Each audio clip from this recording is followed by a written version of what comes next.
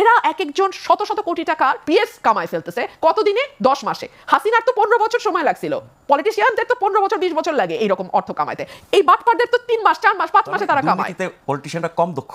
রাজনীতিবিদদের খামাখা গালি দিয়ে লাভ নাই। অরাজনৈতিক সরকার তো আসলো একই রকম লোভী, একই রকম দুর্নীতিগ্রস্ত, একই রকম মিথ্যাবাদী, একই রকম এবং রাজনৈতিক সরকার অন্তত জিনিসপত্র ম্যানেজ করতে পারতো, law and order situation manage করতে পারতো, সাধারণ মানুষের জীবনযাত্রা আজকে যে নাভিশ্বাস হচ্ছে সেটা হতো না। এরা তো সেখানেও অদক্ষ, মিথ্যাবাদী, লোভী, দুর্নীতিগ্রস্ত বলছে এই কারণেই যে এখন আবিষ্কার হয়েছে নতুন তত্ত্ব, উপদেষ্টারা ফেরেশতা, পিএসরা ইবলিশ।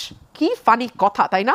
অথচ চিন্তা করে দেখেন, পিএস এর জন্য সুরঞ্জিত সেনগুপ্তকে কালো বিড়াল তকমা নিয়ে অত্যন্ত কি বলবো, হিউমিলিয়েশনের মধ্যে তার জীবনের শেষ দিনগুলো তাকে পার করতে হয়েছে। তখন কিন্তু বাংলাদেশের জনগণ তাকে ক্ষমা করে নাই। আর আজকে এইসব উপদেষ্টা যাদের কোনো রকম পলিটিক্যাল ব্যাকগ্রাউন্ড, ফ্যামিলি ব্যাকগ্রাউন্ড কিছু নাই, এরা এক একজন শত শত কোটি টাকা পিএস কামায় ফেলতেছে কতদিনে? 10 মাসে। হাসিনার তো 15 বছর সময় লাগছিল, পলিটিশিয়ানদের তো 15 বছর 20 বছর লাগে এইরকম অর্থ কামাইতে। এই বাটপারদের তো 3 মাস 4 মাস 5 মাসে তারা কামায়। পলিটিশিয়ানরা কম দক্ষ নয়। পলিটিশিয়ানদের না দিনের শেষে আমি আপনাকে বলি মানুষের কাছে ফিরতে হয়, ওই একটা ভয় তাদের থাকে। আজকে পারছি না, কালকে যাচ্ছি না, পরশু আমাকে যেতেই হবে।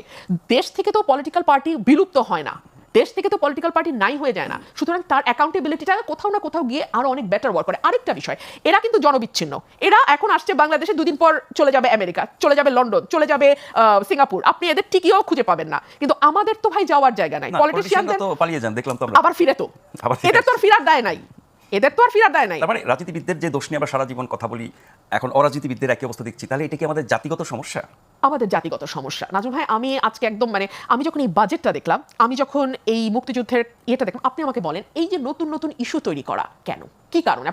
নিয়ে যাওয়া অ্যাবসলিউটলি। এই খেলাটা হাসিনা আমাদের সাথে 15 বছর খেলে নাই, আমরা কি এই খেলা জানি না? এই খেলা আমরা দেখি নাই? যখন রাজনৈতিক দলগুলোর সঙ্গে আপনি দ্বিতীয় দফা বৈঠক করছেন ঐক্যমতে আসবার জন্য, তাই না?